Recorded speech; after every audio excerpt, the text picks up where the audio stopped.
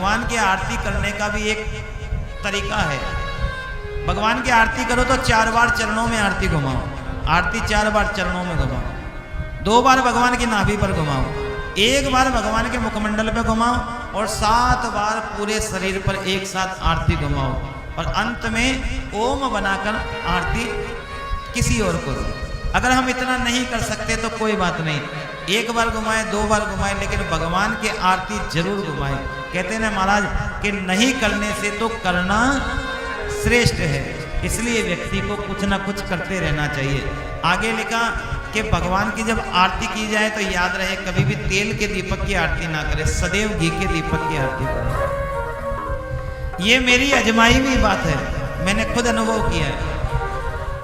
अगर आपने आरती का दीपक लगाकर भगवान की आरती करना प्रारंभ कर दिया, निश्चित मान के चलना आपके घर में झगड़े प्रारंभ हो जाएंगे, आपके घर में विवाद उत्पन्न हो जाएगा। वह विवाद किसी भी स्थिति में शांत होने वाला नहीं, आप चाहे कितना भी प्रयास कर लेना। इसलिए आप अखंड दीपक भले ही तेल का जलाएं, लेकिन भगवान की आरती में कभी भी तेल का उपयोग भूल कर भी ना करें।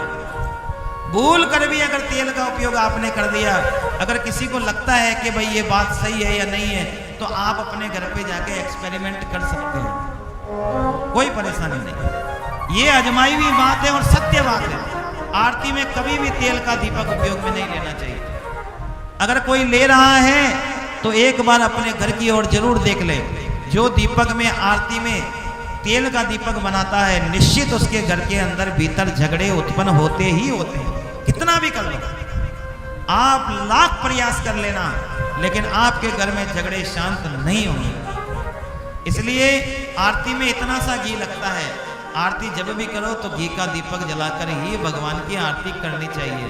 साथ में चाहे कपूर आरती कर दें, कपूर आरती भी श्रेष्ठ है, आप कपूर आरती करें।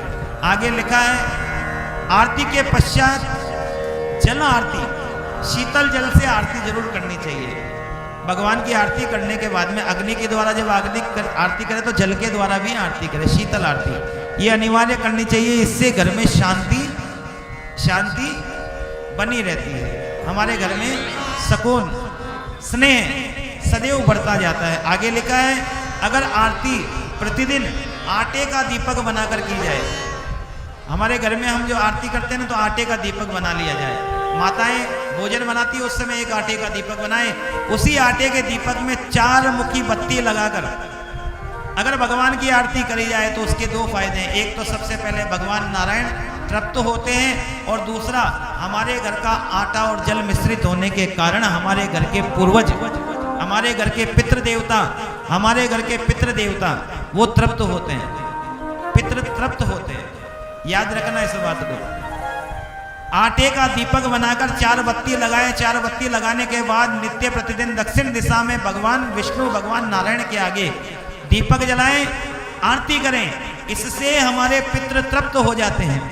और जो दीपक बचता है उसको एकत्रित करें। रविवार के दिन सारे दीपकों का चूरा करके और उस चूरे को या तो चेटियों के लिए उसमें थोड़ा शक्कर मिलाकर चींटियों को डाल दे या मछलियों को डाल दे। ऐसा काम करने वाले व्यक्ति के घर में कभी भी धन संपदा का रुकावट उत्पन्न नहीं होती है, उसके घर में धन हमेशा आता ही रहता है। इसलिए आरती जब भी करो तो प्रयास करो, संभव हो तो आटे का दीपक बनाए और संभव हो तो बत्तियां 4 लगाए। आगे लिखा है परिवार में नकारात्मक ऊर्जा, इसका भी निवारण आरती करती है। अगर हमारे घर में नकारात्मक ऊर्जा प्रतिदिन बनी रहती है, नकारात्मक ऊर्जा का स्रोत अगर घर में है, तो आपके घर में मान के चलना कि भगवान का वास हो ही नहीं सकता। भगवान का वास तभी ही होगा जब हमारे घर में नकारात्मक ऊर्जा नहीं होगी। अगर नेगेटिव एनर्जी घर में है तो आपस में बच्चे बहस करते रहेंगे, पति पत्नी बहस करेंगे, घर में मंद मंद सी बदबू आने लगेगी, आपके घरों में आपके दीवारों में बदबू आएगी। ये सारे प्रभाव नकारात्मक ऊर्जा के हैं। हम जो वस्त्र बाहर पहन के जाते हैं, उनको पहन के जब पुनः घर में आते हैं तो वह वस्त्र भी बदल देने चाहिए, क्योंकि वह भी नकारात्मक ऊर्जा लाते हैं। अगर घर में नकारात्मक ऊर्जाओं का वास हो तो निश्चित अपने घर में प्रतिदिन सुबह और शाम एक मिट्टी के दीपक में कपूर अनिवार्य रूप से जलाना चाहिए। अगर उस कपूर में 2 लौंग साथ में रख दिया जाए तो उससे शत्रु का नाश होता है, लक्ष्मी प्रसन्न होती है। इतनी महत्वता है दीपक की। महाराज और क्या कहें, जितनी कहें उतनी कहें। संभव हो तो कभी कभी मंदिर में, शिवालय में मिट्टी का दीपक, पीतल का दीपक या कांसी का दीपक, ये कभी कभी मंदिर में दान करना चाहिए। जो व्यक्ति मंदिर में दीपक का ध्यान करता है वो निश्चित शिवलोक की प्राप्ति करता है। इतना महत्व है दीपक प्रदान करने का। तो याद रहे, हमारी क्षमता मिट्टी की हो तो मिट्टी का दीपक प्रदान करें, और हमारी पीतल की हो तो पीतल की। बड़े ही छोटी छोटी चीजें हैं, ये अनिवार्य रूप से प्रदान करनी चाहिए। कभी आपके आसपास में कोई भंडारा लगता हो ना, तो आप लोग सभी धर्मात्मा लोग हो, भंडारे में आप लोग आटा देते हो, चावल देते हो नहीं देते हो, धन भी देते हो, पैसे भी देते हो। एक बात ध्यान से सुनना, कभी अगर अवसर लगे ना भंडारे का, तो वहां एक नमक की थैली देना। क्या देना? 20 रुपए की नमक की थैली, 20 रुपए की। जीवन भर शतरस भोजन की कामना पूर्ति करता है केवल एक नमक की छोटी सी थैली। हम वही नहीं देते हैं। खाने का किसको शौक नहीं महाराज, आपको या मुझको किसको शौक नहीं बताएं। हर कोई चाहता मैं अच्छा खाना खाऊं, चाहे चपाती 2 खाऊं, अच्छी खाऊं, हर कोई ये चाहता। किसी के मन में ये कामना नहीं है कि मैं आधा किलो घी मिला के 2 रोटी खाऊं, नहीं, मैं 2 चपाती खाऊं तो हल्का सा उस पर घी लगा हो, भले ही दाल मिले लेकिन अच्छी मिले।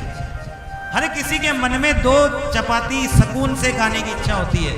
और जो भंडारे में नमक का दान करता है उस व्यक्ति को जीवन पर्यंत सुंदर भोजन, सटरस भोजन प्राप्त होता है। इसलिए अवसर मिले तो भंडारे में नमक की थैली अवश्य रूप से दान